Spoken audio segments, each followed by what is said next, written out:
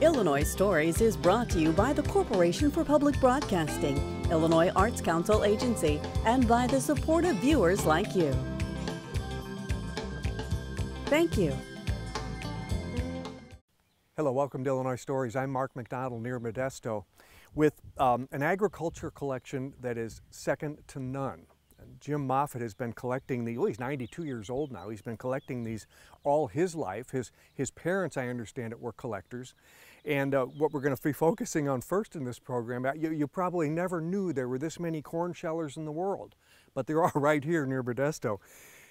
Jim, I guess a corn sheller was absolutely a necessity on a farm because that was basically, I guess, your biggest cash crop at the time.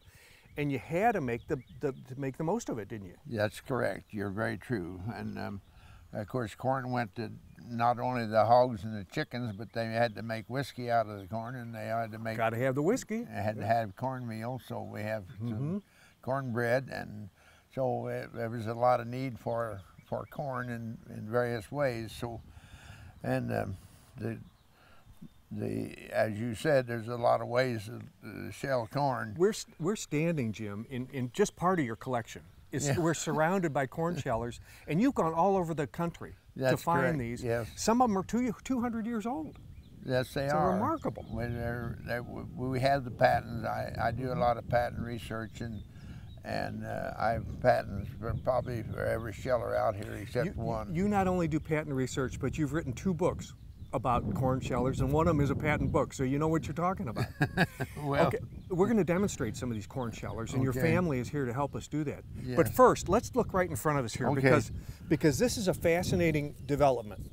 Okay, you were explaining to me that there's a reason why this corn cob looks the way it does. Yeah.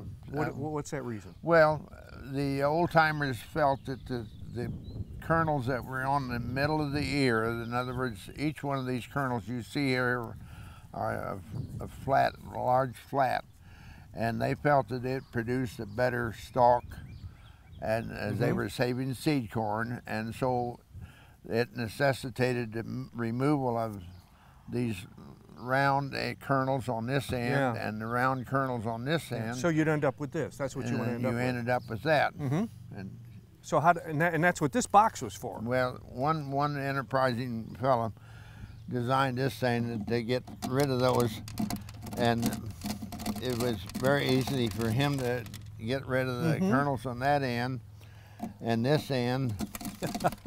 Yep. It's just a hole with some nails sticking out, and it rubs them right off, doesn't it? And see that you got rid of all those round kernels. And then you save most of what you get rid of. You save. That's right. And then he had that box full of these round kernels that he could feed the chickens with, and the hogs or whatever. And then you use those for planting. And then they came along and shelled these off with maybe a regular sheller, but millions of acres or bushels of corn have been shelled right there with a thumb like that. I'm sure, but it can be done a lot faster. Oh, well, yes. And what you've done is you've arranged part of your collection of shellers here so we can show how fast it can be done and how it's evolved through the years, right? Yes, you're right. I mean, it's amazing how fast some of them could go, and it's amazing how slow some of them are. Yeah. But as time went on, they evolved into more and advanced shellers all the time. So. Okay, well, let's take a look. Okay. Jim, we're taking a look back.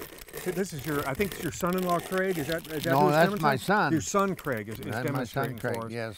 I just don't know how he'd ever learned all this, but he learned it here, didn't he? Yes, he did. What is this? What is this process called? What's this? Well, we're just shelling corn, and it just shows you how simple it is to build something of your own, in which it looks like a father and a son sheller here, and for a young boy to sit over there and shell corn while Dad was selling corn. A smaller version. It's the same tool. It's just a smaller version. Huh? Just a smaller version. They can do it so together, and then when Dad gets busy, he can send Son in to shell the corn himself. And that's correct. Yes.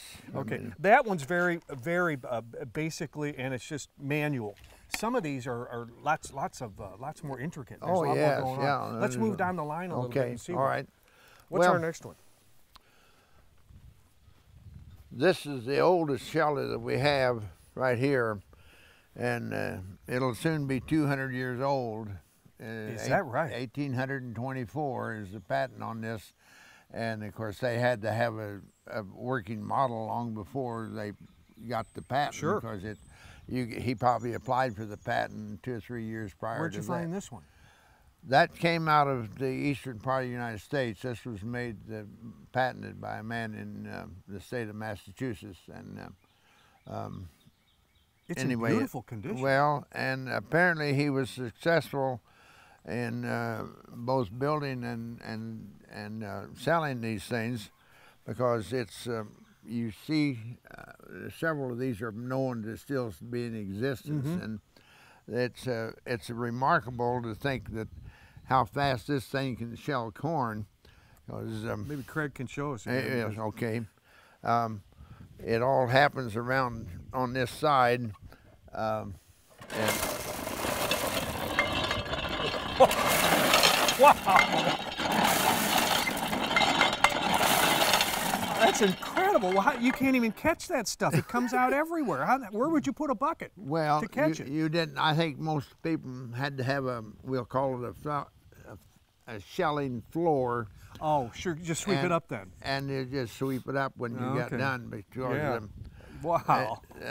Many of the shellers, of course, it'd be easy to put Let's take a look at that one over there. Container underneath of that to catch the corn as it came out. Let's go ahead and take a look at how that one works, because that one, the delivery is a little more direct, isn't it? Yeah.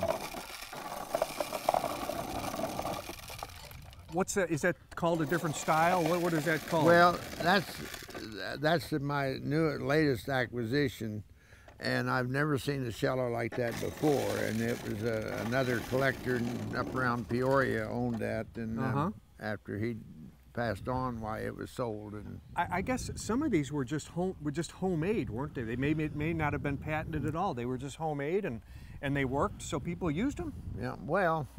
No. Yeah. True. I mean, like this sheller right here, this thing was made in Odin, Illinois, which is kind of southern Illinois, and so there was a need there, and he manufactured a lot of those shellers. Not all of them looked like this, but this particular sheller here is a very strange way to shell corn. Well, there's nothing inside of this drum. This drum is sealed. There's nothing inside of it, and it's the corn is going to, and cobs are both going to come right out of here. And with a demonstration here.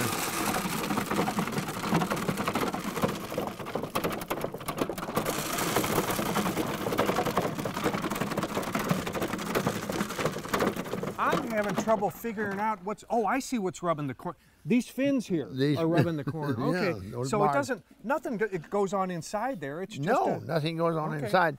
See this? When they made this, the boards that hold this board on, have been sawed out so that they have spring to them, and of course the pressure as the size of the corn in there that is pushing against it. It would just keep it tight. Hold it tight there. Against these shelling ribs right there. Okay. What's our next one? And this has a patent date of 1834, so it's 190 years old. It's almost as old as your other one over there. Yeah, almost as old as this one. And moving on in the advancement of things, the shakers are attributed to the manufacturer of this sheller, and what you bought was this piece of wood and this piece of wood with a pin in it, and you could mount it on a board or whatever you wanted to, or you could lay it on a table and shell corn with it. But while we're here, I guess he'll shell. What is this called? What's this type? Well, they're scrubber type shellers is what we call them. Here, and kind of like it's called a scrubber. Is that what it's called? I can see why. Yeah. I can. Or at least that's what I call them. So that's not as easy because you got to turn that thing around with your hand, and if you get your hand stuck in there, you can lose a finger. Yeah. I tell you, that looks tough. Anyway, that's was progress. I mean, that of course that'll date 1850 to 70s, something like that, an era. And yeah, I wouldn't want to use that one so much, frankly. no. Now, what about this one? You load this from the top? This is this one was sold by Sears and Roebuck, so there were undoubtedly thousands of those around at one time. And the idea here is that you could shell corn and catch it in a catch can. Yeah, they give you the bucket to go with it. And this is a reproduced, and it didn't get reproduced just like it should have been. But anyway, you're put.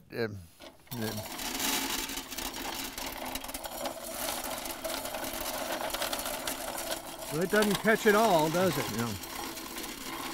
Most of it, though. Catches most of it.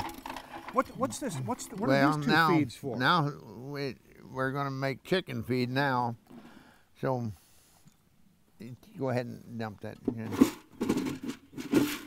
And then you pour it in the grain grinder, and we're gonna make. Oh, it grinds it finer, huh? Yeah, I mean that's. Okay.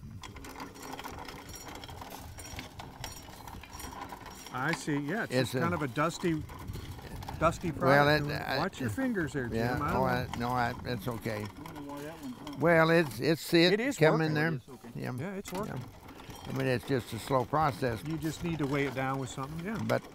But the advantage here, he had to put a bone grinder on this thing, and you could use your steak bones or chicken bones or whatever, and you make could meal grind out them of up. your bones. And that calcium gave it. I'm going to show the camera what we got here because you can see that it actually was working. I don't want to pull that out, but no, you can see that it's making it's making a very fine corn meal. there. Yeah, fine meal. There.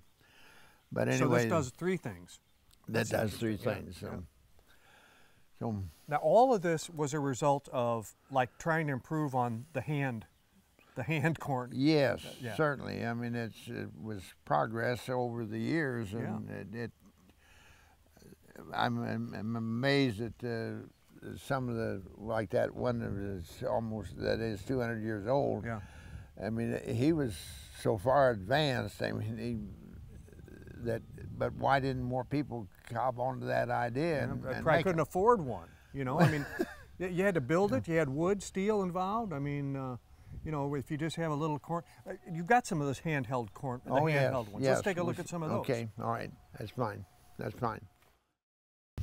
Well, Jim, just in case anybody's wondering if you know what you're talking about, yes, I want to show a couple of books that you've had published, and one of them is the American Corn Huskers, a patent history. And this is interesting because in your searchings and in your findings of all these old equipment that you got, you've really done a lot of work to find out what went into getting the original patent. And that's what this book is. And on this one, I mean, this is the handheld corn sheller. And this is, most of these photographs are probably from your own collection, aren't they? Yes, they are. It's amazing. Yes. It is just amazing. And I know it's a very very small bunch of enthusiasts that would want these, but are there people that really are enthused enough to want to pay for one of your books? Well, we've sold quite a few of them. Have you really? But a That's little terrific. less than 1,000. But yeah, that's more than I would. This is it's so specific, you know. You're right. But there are people. Yeah. There are a lot of people that go around. In fact, you probably run into them when you go to sales. You run into the same people trying to find the same collection you're into. Well, there's competition, isn't there? Yeah, very much so. Yeah, we're standing at this table because you got out a number of now you got a huge collection inside this building, but you got out a certain number of these. These were the hand shellers that a farmer would use before all these bigger elaborate machines were built. Or you didn't have as need for a big quantity of high capacity shelling, so you had this where you could shell a bushel of corn, or they like to picture the grandma walking out into the chicken yard there and shelling an ear of corn or 2 ears of corn or something like that, and that's what these were put on the market for. I mean, not some of them were, but just for example, that one right there is This one? Right there, it fits on your thumb, and you could operate this thing, and you could shell an ear of corn with this thing. Craig's come to the rescue again. He's going to show us how one of these works. Do you need to catch that, Craig, or are you just going to go ahead and, okay. No.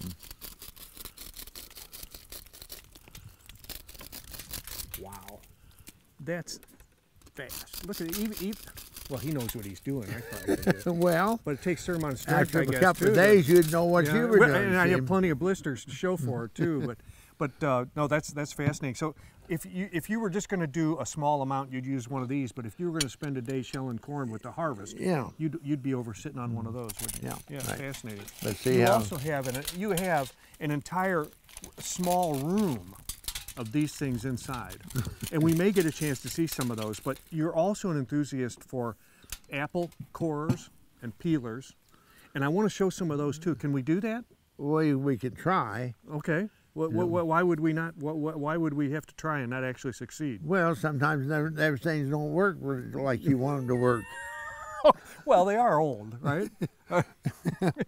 Well, that we're proud of our apple stuff that we have, because we have a collection of apple pears and apple related items, and I have seen them. I appreciate you. Yeah. The fact that we're gonna show them. Okay. All right. Well, we'll maybe disappoint somebody or even you. But, Jim, if you were on the farm, there's a good chance you had access to apples, at least for a few months of the year anyway, right? Yes. And then you'd try to get some dried to get you through the winter, because, you know, all of a sudden produce wasn't available anymore. So you've got now this is a very small part of your collection of apple peelers and corers, but you're going to show us how it was done.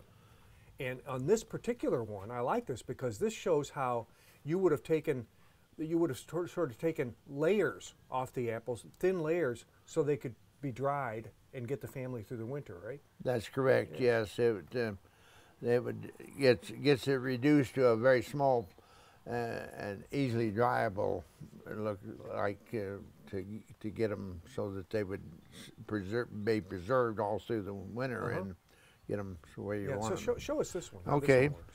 Well, this I have a small apple here today, but put it on the fork, and then right through the core. You release this and bring the blade up here. Blade. And anyway, that's right what down to the core. Hold that up for us. Yeah. Now this is, you want this thin because it's easier to dry, right? Right, absolutely. And you see that there's a little bit of peeling on each side there to keep it reinforced so it'll all stay together. And of course, you would, when you ended up putting it into getting them dried, why you might have real small pieces like That's brilliant. whatever. It's brilliant. It would dry real quick, and then you put it in the cellar or wherever, and there you go. Yeah, well. And in February, when you want some apple, you got it. That's correct. Yes. Neat. You're absolutely right, Mark. Yes, but this one's ready to go. This one will also peel the apple, and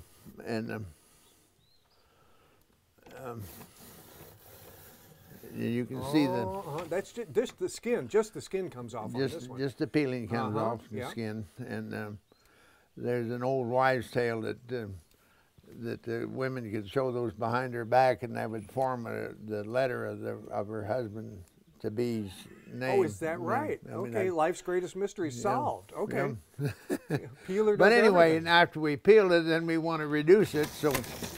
Oh, wow.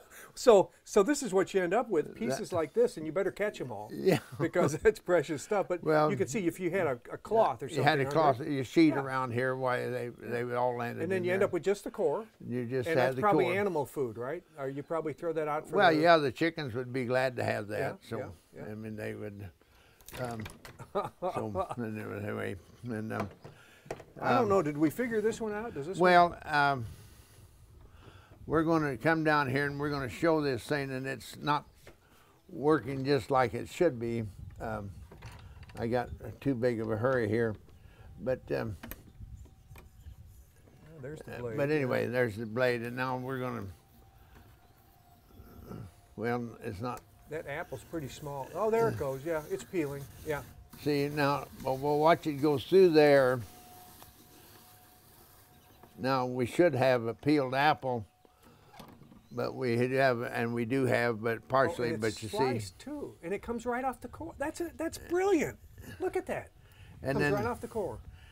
you take a knife and slice right down through here, and then you have individual slices to see.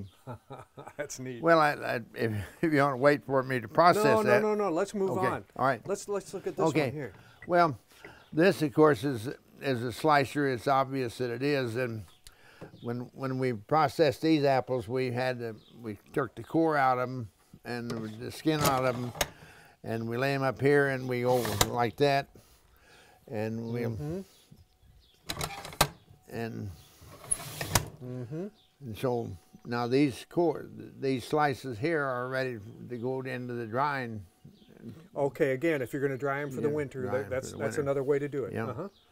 And, now, you know, sometimes you had a hotel or you had a big an operation where they needed a lot of apples to be sliced and cut. Like, for instance, if you're going to make a bunch of apple pies, maybe a hotel would use an upgrade like this. That's right. Yes, I mean, because you can get a lot of mileage, we'll say, out of one of these. I mean, you can get bushel apples processed in a short period of time, and we'll kind of go slow here, but whoops, I forgot to put an apple on there, but you got to go through the process.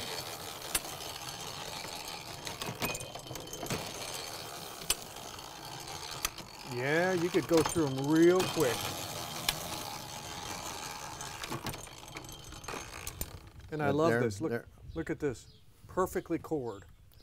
And then you just chop this up, or for whatever form you wanted, right? For pies or whatever. Well, yes, I mean, but perfectly formed. But anyway, you were ready to quickly reduce those into and make chunks out of it. Take just a guess. How many apple machines do you have? Well, quite a few.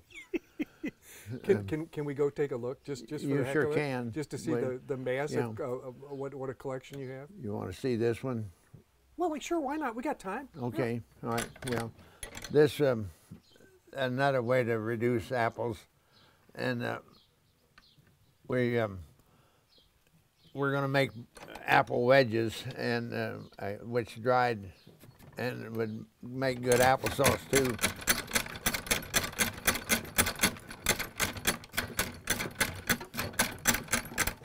Then we ended up with all the wedges, but then we ended up with the core. With the core, look at that, very little waste. Look at that. That's neat. That was patented in 1856. That's pre-Civil War, so it's brilliant. So, but that's our apple machines that we have. Those are the ones you got out working. If you want to see them on the wall, we can take a picture of them. Let's go take a look. Okay. Well, Jim, we're about to look at your apple peeler collection, but we see part of the outbuilding that we were standing in front of, and you and your wife Phyllis have an enormous collection of farm memorabilia. I guess frontier life pioneer life memorabilia, and we're going to see some of that later on. Okay. But first, let's take a look at this apple peeler collection, because this probably isn't all you have either, but you have an entire wall and shelf lined with these things. Yeah, and the floor. And the floor. Hey, answer me a question. What got into you to want to collect all these? Well, I really don't think I can honestly answer that, because there was too many options, I guess you might say, to go down this road or down that road. But for some reason or the other, I was inspired by apple peelers and the ingenuity that went into developing these things, and so they just overtook me. Yeah. And you're still collecting, aren't you? Well, to a degree, yes. Yeah. And but now, you never wrote a book on apple peelers. Never wrote it, but I was. There's still something to do. Well, I provided a lot of help. I have over 100 pictures in an apple peeler book that was done by a friend of ours in California. So you're contributing author. We contributed author, yes. Yeah. What if you were going to pick 2 or 3 of these that you find particularly fascinating? We have time to show them. Well, this one is a kind of a unique little deal. I don't think we can work it all because it's too close to the wall. But when this is a Bergner. This is made in Washington, Missouri, and this is a very collectible apple pear. And this is designed so that after you peel the apple, which there's a knife, you're going to shove it through this segmenter, and you'll end up with the wedges like we ended up with out there. So they're highly desirable in everybody's collection. I know what you mean by ingenuity. We saw it not only in the corn peelers and corers, but also in the corn shellers. I bet you're glad you met Jim Moffatt. In a future program, you're going to meet his wife Phyllis, who has been a partner with him in this collection and the rest of it, which is behind me, which we do not have time to show you during this program, but will in a future program. With another Illinois story near Modesto, I'm Mark McDonald. Thanks for watching.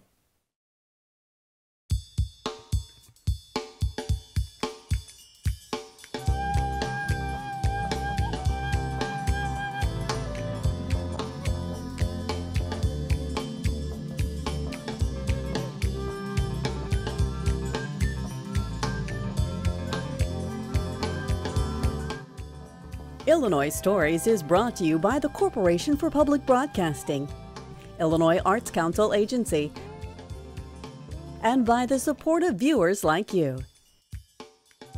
Thank you.